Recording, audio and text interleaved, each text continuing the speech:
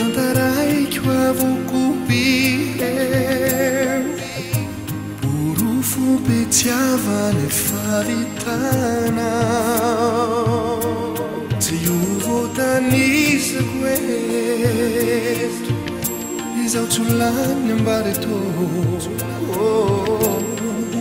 Tampitiavana be nanolorana ho izany Ataoko ao Ny tsatsapy ireo fony tempo iray Nampiraisako feo Ny mangidy sy ny mamy Ifonako avoko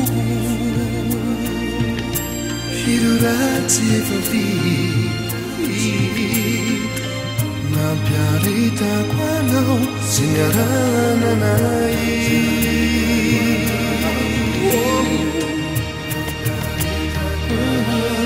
Kano isay Ny vokotro anao itirity Mba ho fankasitraka Reo porofo pity efa vitanao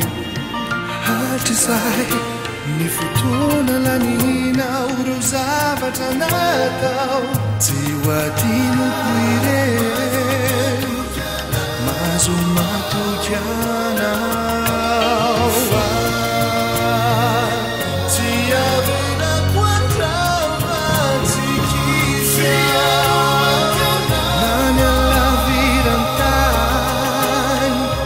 Nareo fomba mapanao Tsy asakanay Raha ireny fa mbola hodikaiko Ampitiavana be no anolorako ny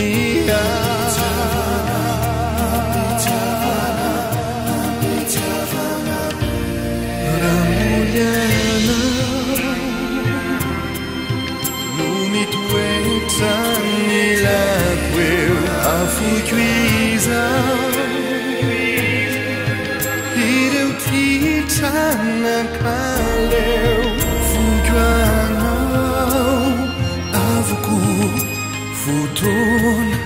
fosisay Raha ilay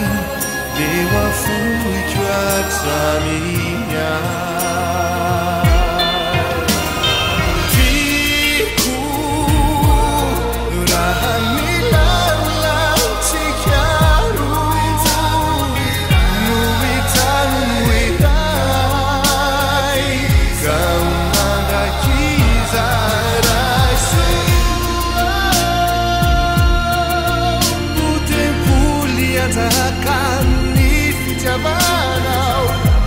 Soare balidi canazaf